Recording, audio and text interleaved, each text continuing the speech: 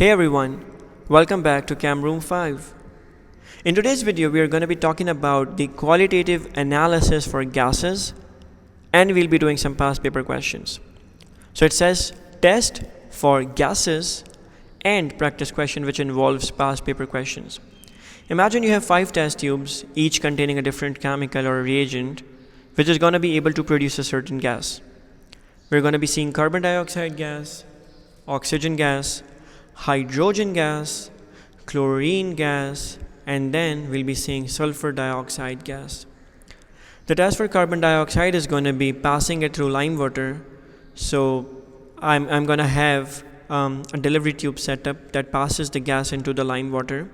Then we have light and splint for oxygen and hydrogen, a litmus paper for chlorine, and then potassium magnet test tube for sulfur dioxide. Again, so we have lime water with carbon dioxide. We have light and splint to confirm the oxygen and the hydrogen over here. We have a damp litmus paper which could be red, which could be blue for the analysis of chlorine. Again, chlorine should be pale green in the diagram. And then we have a delivery tube which carries the sulfur dioxide gas into another test tube that contains acidified manganate 7, which is obviously purple in color. The observation will include that the lime water will turn milky because carbon dioxide turns lime water into milky. For oxygen, you can see that light and splint has rekindled. It catches fire because oxygen helps in combustion, so it catches fire. You can see the hydrogen, the light and splint with hydrogen has been put off with a pop sound, so it creates a pop sound and it puts off. Then you can see the litmus paper which was presented in front of chlorine has been bleached. The color has gone. So chlorine bleaches, so litmus paper is bleached. And finally, with sulfur dioxide gas, you can see that when sulfur dioxide is passed through acidified manganate, it decolorizes it. So it changes from purple to colorless. So these are the tests for gases, and in the coming video we'll see more questions of that. Now let's jump to some past paper questions on qualitative analysis of the ions. Let's see those.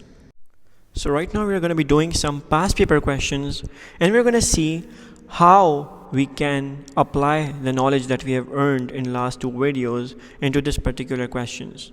So let's see. It says Al is a compound which contains 2 ions. I'm assuming those are that includes 1 cation and 1 anion.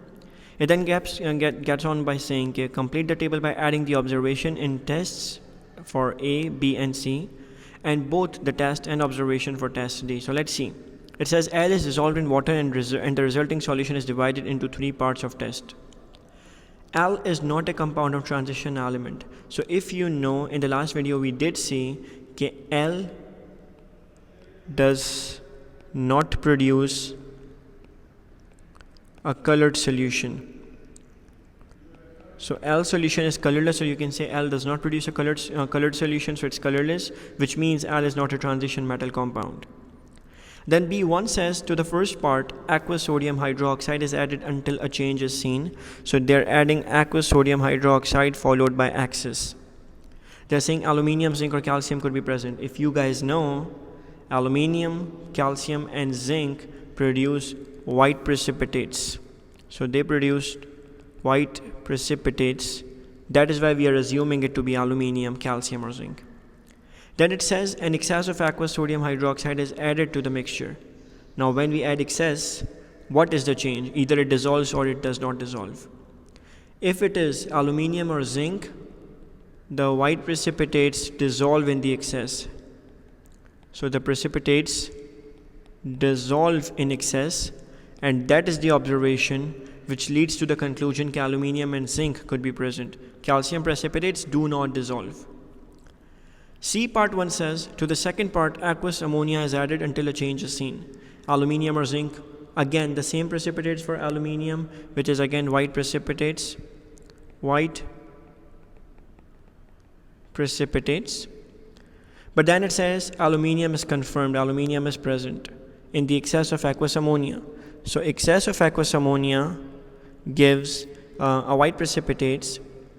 And what is the confirmation for aluminium? The precipitates remain insoluble because the precipitates of zinc, which are zinc hydroxide, dissolve. but aluminium precipitates do not dissolve, so they remain insoluble. The last part is like, I don't know the test, I don't know the ion, but I don't know the conformation observation, but it says iodide ions. So what is the test and conformation for iodide ions? We did talk about it. It is add aqueous silver nitrate plus aqueous dilute nitric acid. And what is the what is the color change? It is yellow precipitates. You can write yellow precipitates. Yellow precipitates. And what are those precipitates, by the way? Those are actually silver iodide precipitates, which are yellow in color.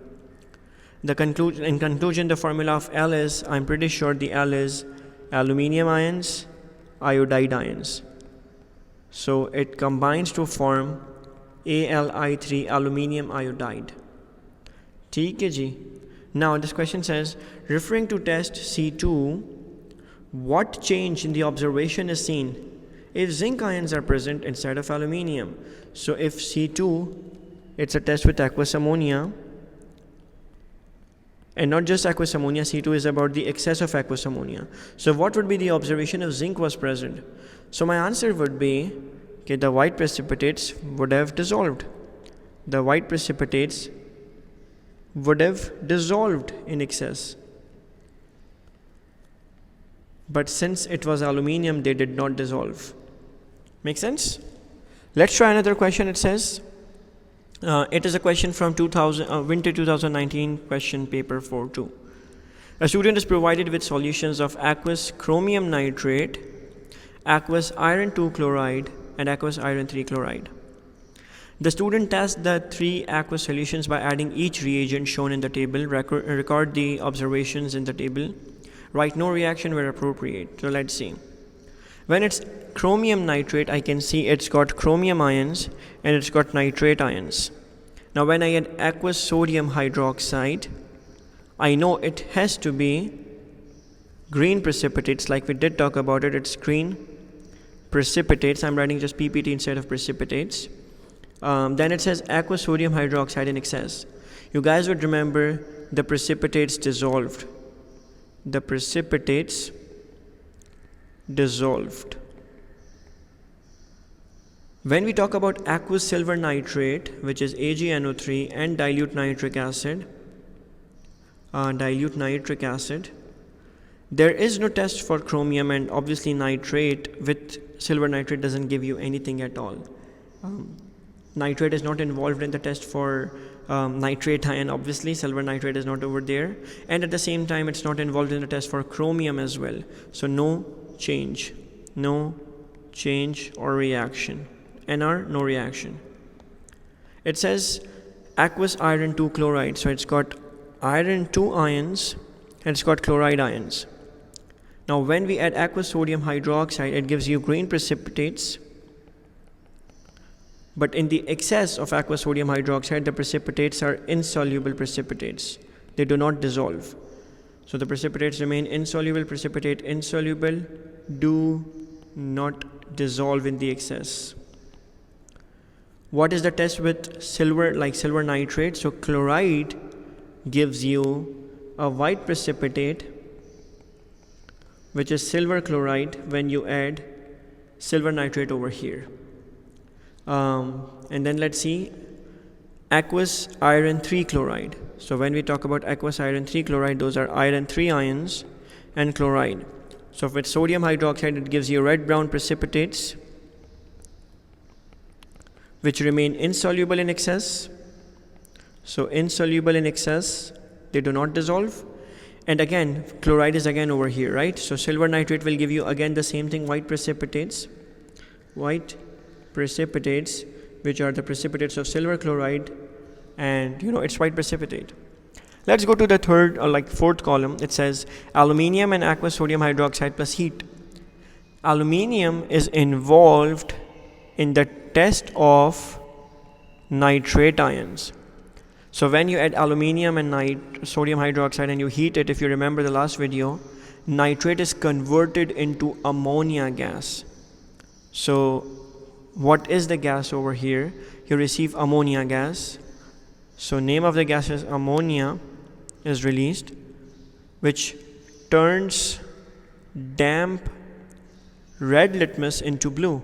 So turns damp red litmus into blue. What is the test result of that? What is the result of the test? It confirms that nitrate ions were present, because that is indeed nitrate ion which gives you the ammonia gas. So this is how it goes about. I hope this idea is clear to us. In the coming video, we'll be talking about some new topics. Stay tuned, guys.